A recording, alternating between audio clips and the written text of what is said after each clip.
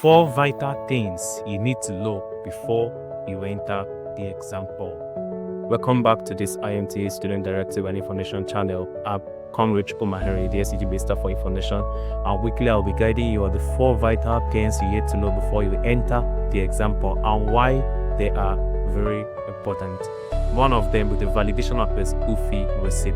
I believe that by now you all must have made payment, but in case if you have not, I don't know how swift you will be in doing that because there is no much time, but you have to do it very quickly in all possible means to ensure that you don't just get your receipt or you get it validated or converted.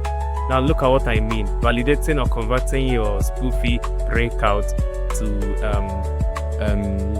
the requested receipt that is needed for an exam for is after payment, you print out your school fee.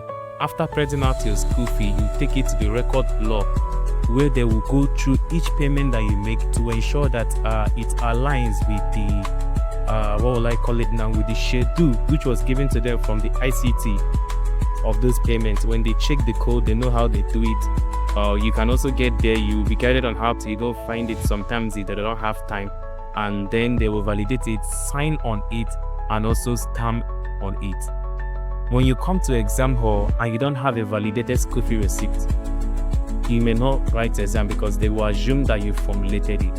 Very important. And these are one of the requirements that he vigilator look into when you enter examination hall. Number 2, registration number. It is called reg number. The short form have made almost everybody to forget that the short form of reg is registration. But meanwhile, your registration is a unique identity as a student. As a matter of fact, I will be guiding people on how the exam, exam question paper and answer script looks like. And you will see that there is nothing like your need there. The requirement that they need is your reg number. So if you have not gotten your reg number, it's very important that you take a huge step and get it. It's very vital because without your reg number, it is considered that we have a business script. Meanwhile, there is a backup for all these, but I like giving you the best first because your reg number is very key. It is with your reg number that your score will be recorded and your results will be processed. Without your reg number, I wouldn't like you to have that experience in the school environment. Now, the third one is your course registration. As a matter of fact, one of the exams that you will write first is your CBT. Your CBT is your computer-based text examination. There in the our IMT ICT lab, you have to interact with the computer in answering questions. So you know the courses that are CBT based. I wouldn't have time to mention them, but most of them is GNS and OTM.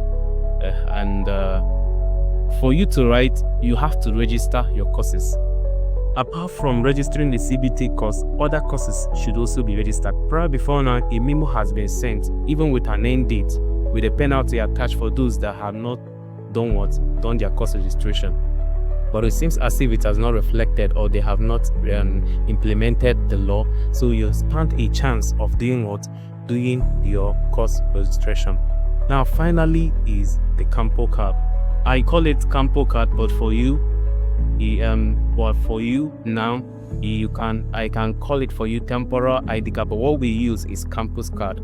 Temporal ID card, my department own is green, and I believe is unique for every other department, if I'm not mistaken. Is unique for every other department. Now, I've already created video in this channel. You can check it through the link on how you can get your campus card. I took time, I explained everything, including the requirements needed to get the campus card. And I'll be dropping it in a group. You can as well go through the group, or you can go through the already content in this channel and know how to get your campus card. It's very important because these 4 requirements, without them, if you don't have one issue of not entering the exam hall, you may encounter an issue of being booked, or you may encounter an issue of having a missing script. So it's very important that you have them. Now, if you have them and maybe mistakenly, I wouldn't say you are careless, although that's what it seems to be, you have lost or misplaced them. It's very important that now you go and take a step on how to recover them. You know how you got them before, go there, they will tell you what is required to get them back. It's very important as well. So these are the 4 things that is needed to enter the exam hall. Okay, if you look very carefully, this is the temporal ID card of which I just finished speaking about right now. As you can see, it's green in color, and it has your name and it has the signature of your HOD and your passport. Ensure you have your passport in it. You can put your Campo card, passport, or any kind of passport that you have, because this is the only way the invigilator can clearly look at the picture and look at your face to ensure that you are not a missionary writing for somebody in the examination hall. Very important. Invigilators, they don't joke with this requirement. If you don't have it, you may be booked. If you don't have it, you may not submit your script, and even if it's submitted, you may be booked for not coming with it. Please take very good note of it. Don't forget that it must have your passport on it, and your HOD will have his or her signature signed on it. It's very important. And you have to go to exam hall every day with it. Ensure that you don't miss any day without coming with it. If you are entering exam, check your bag if it's there. Now, together with your validated school fee printout, if you look very carefully, you will discover this is more unlike the one you just get at the cyber cafe. This one have its signature of the staff in the record block, together with a stamp, as you can see, the Nigeria coat of arms, and so on. So these are all the write-up to prove that it has been validated. Once you have it, you are good to enter exam hall, and it means that you have been scroll-checked and your payments are right, that you didn't go and manipulate the receipt just to enter exam hall. Then you enter. Without this, let me tell you, you will not submit your script.